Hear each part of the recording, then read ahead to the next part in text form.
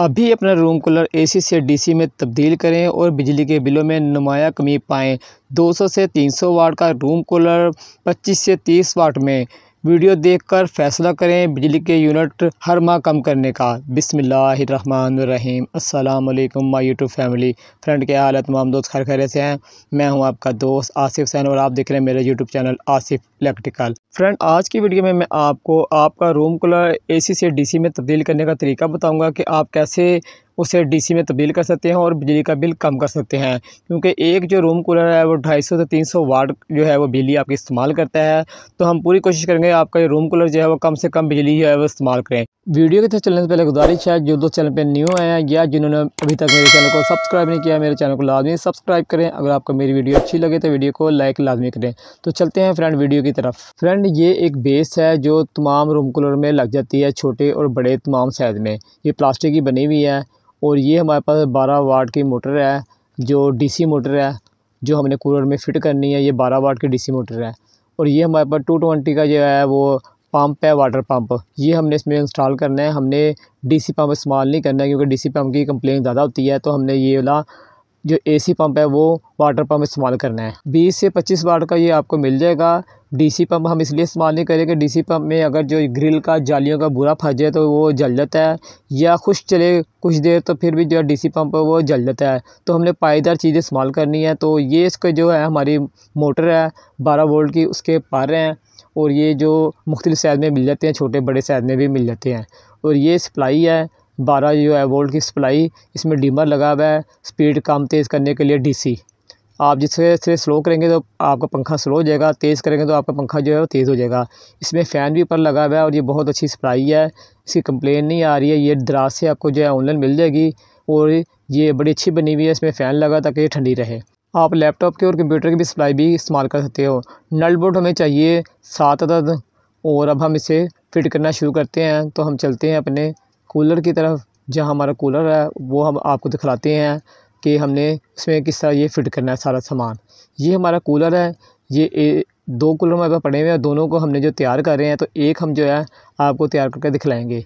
ये देखें, ये तमाम सिस्टम लगा होता है जो एसी कूलर में लगा होता है, ठीक है। पैप जो तमाम इसका लगा हुआ है, लेकिन इसमें मोटर जो है वो एसी मोटर वो नहीं लगी हुई है। अब हमने इसमें डीसी मोटर फ़िट करनी है। तो ये इसका जो है आपको मैं बताया था जैसे पहले भी, ये इसकी होती है बेस, ये हमने फ़िट करनी है। ये एक बेस होती है बड़े कूलर को और छोटे कूलर दोनों को लग जाती है। तो मैं आपको दिखलाता हूँ। ये देखें, ये कूलर हमारा छोटा है 2 फुट का, तो इसमें ये देखें ये बेस पूरी नहीं आ रही है। अगर बड़ा कूलर होगा तो इसमें ये आ जाएगी बेस बड़े आराम से अगले फ्रंट पे, ठीक है। जाली वाली साइड पे ये बड़े आराम से आ जाएगी। तो ये कूलर छोटा है तो हमने ये भी इसी में फ़िट करके दिखलाएंगे क्योंकि बेस का साइज़ जो एक होता है छोटे और बड़े दोनों में लग जाता है। अगर जो बड़ा कूलर होगा तो आप यहाँ जो है सुराख करने हैं वो फ्रंट की बॉडी में आपने इसे फ़िट करना है। यहाँ जो 4 बनी हुई जगह हैं सुराख की। बड़ा अगर आपका कूलर है बड़े साइज़ का तो आपने यहाँ सुराख करने हैं 4, दोनों साइडों पे यूँ लगा के आपने सुराख करने हैं आर पार, तो जो है फ्रंट पे लगा कर, तो ये बड़े कूलर में फ़िट हो जाएगी। हमारा कूलर छोटा है तो हमने इसे अंदर को फ़िट करना है और अंदर को फ़िट कर लिया हमने। और हमने इसके साइडों पे जो ग्रिलें जहाँ लगती हैं जाली के, वहाँ सुराख करने हैं। तो सुराख हमने किए में 4 से। तो अब हम इसे आपको फ़िट करके दिखलाएंगे खाली। तो फ्रेम किस तरह फ़िट करना है ये पहले मैं आपको बताता हूँ कि आपने सेंटर में रखना है इसे। सेंटर में रखने के बाद आपने इसके जो ग्रिल होती है इस साइड पे, ये देखें जहाँ ग्रिल लगाते हैं आप, पानी की वाली ग्रिल जालियाँ, वहाँ आपने सुराख करने हैं। यहाँ पे 4 इसके बने हुई जगहें बेस की, तो चारों में आपने सुराख करने हैं ड्रिल की मदद से, या आपने जो है सुबह की मदद से इसे सुराख कर लेने हैं। लोहे की चादर होती है, आराम से सुराख हो जाते हैं, भारी चादर नहीं होती है, आराम से सुराख हो जाते हैं। नट बोल्ट हम इसके कसेंगे और अगर जो आपका रूम कूलर बड़ा है तो फ्रंट की साइड पे ये नट बोल्ट लगेंगे, जहाँ मैंने आपको दिखलाई थी जगह वहाँ पर। फ्रंट की साइड से फिर आप सुराख करेंगे निशान लगा कर।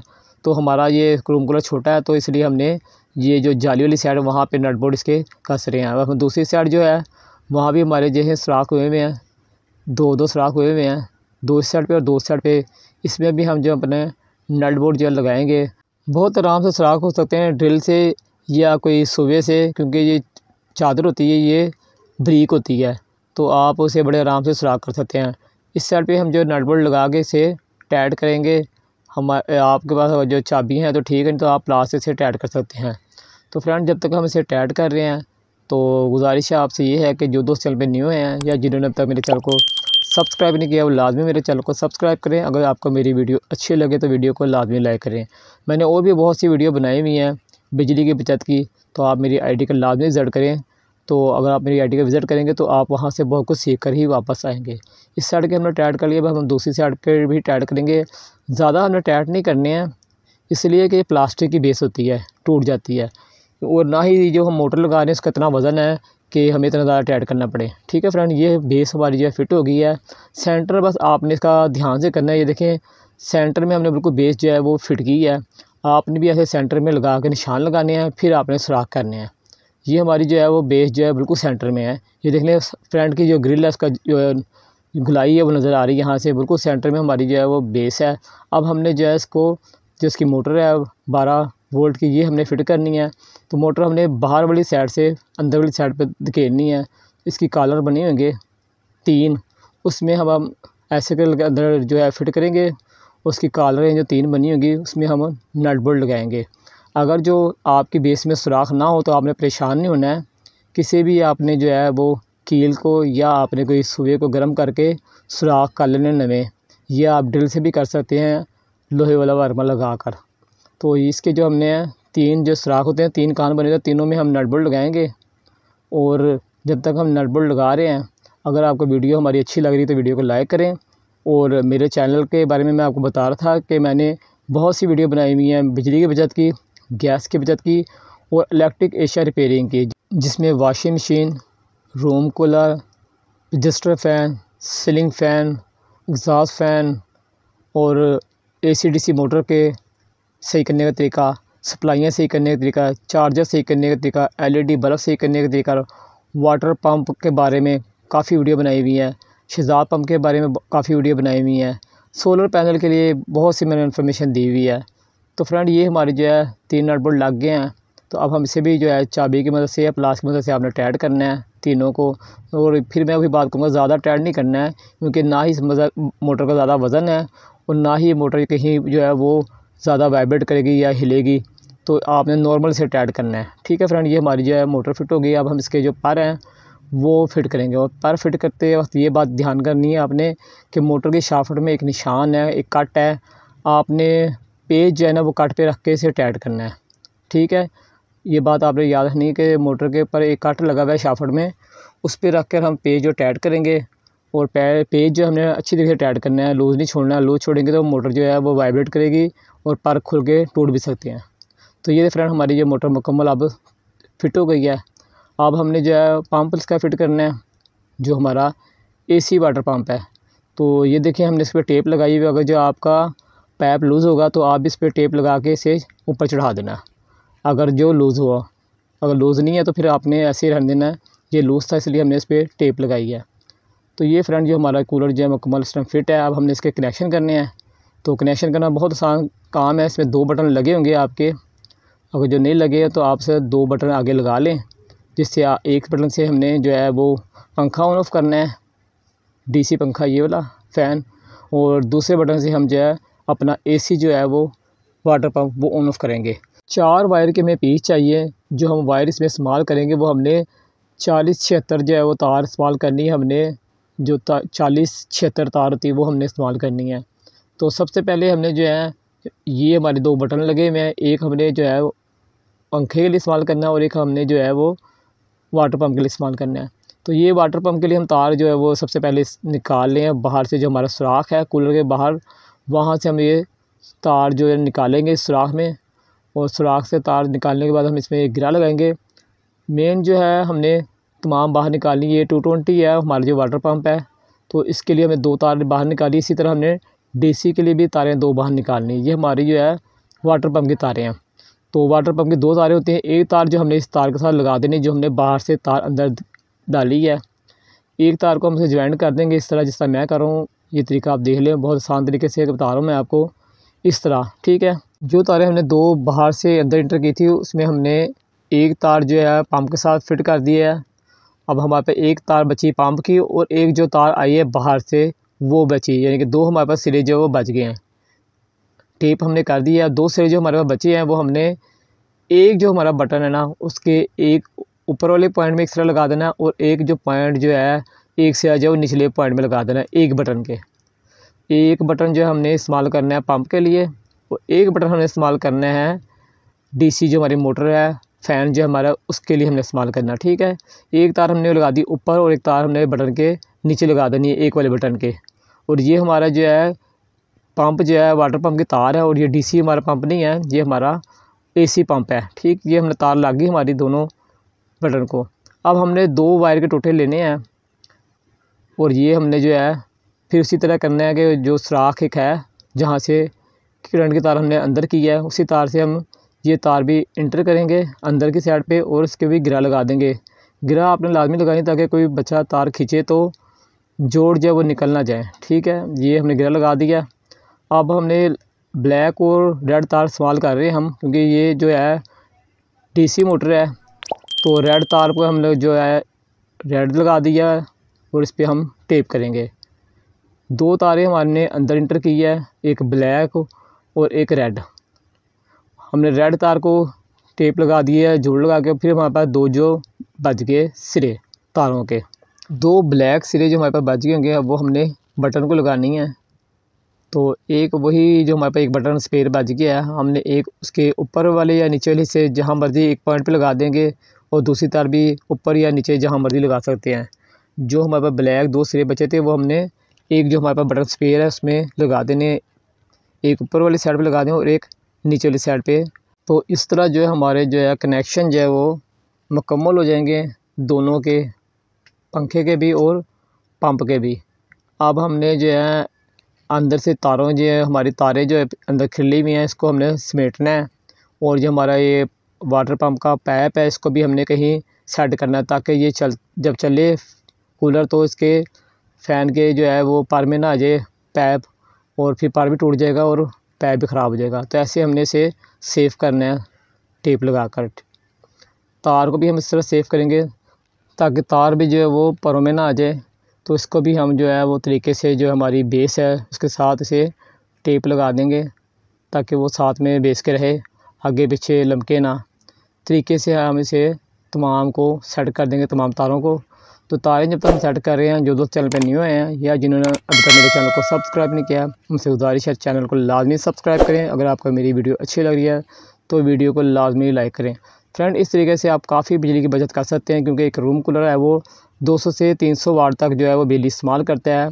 अगर आप इसमें ऐसी मोटर लगा लेंगे तो आप काफ़ी बिजली की बचत कर लेंगे, क्योंकि गर्मियों के दिन अब हर घर में जो है 12 से 13 घंटे लाजमी रूम कूलर चलेगा, कई घरों में 24 घंटे भी चलेगा। तो फ्रेंड, अब हमने बाहर से कनेक्शन करने, अंदर के हमारे कनेक्शन होंगे कंप्लीट। ये हमारी सप्लाई है। तो हमने सबसे पहले जो हमारे डीसी मोटर है ना उसके कनेक्शन कर लेने हैं। जो सप्लाई है उसमें एक रेड तार होगी और एक होगी ब्लैक। रेड को हमने रेड से जोड़ देनी है और ब्लैक को हमने ब्लैक से जोड़ देनी है। जोड़ आपने पक्के लगाने, जिससे मैं लगा रहा हूँ वाट दे के सही तरीके से, और उस पर टेप कर देनी है। दोनों तारें हम पहले जोड़ लेंगे रेड रेड के साथ और ब्लैक ब्लैक के साथ, फिर हम इस पर टेप करेंगे। और टेप लाजमी करनी है, ये ना समझे कि इसमें करंट नहीं है तो आप टेप ना करें। अगर ये जुड़ जाएंगी साथ में तो आपकी सप्लाई जो है वो ख़राब हो जाएगी, आपकी सप्लाई जल जाएगी। मुझे नहीं लगता कि आपको कोई इलेक्ट्रिशियन की ज़रूरत पड़ेगी मेरी ये वीडियो देखकर। आप जो है वो ख़ुद ये जो कूलर जो है वो एसी से डीसी में तब्दील कर सकते हैं। तो फ्रेंड, ये हमारा जो है वो टेपें हमने कर दी हैं। अब हमने जो है 220 जो हमारा लगा हुआ है अंदर पंप उसके कनेक्शन करने हैं। ये इसकी तार है तो हमने इसे जो करंट देना है वो 220 देना है।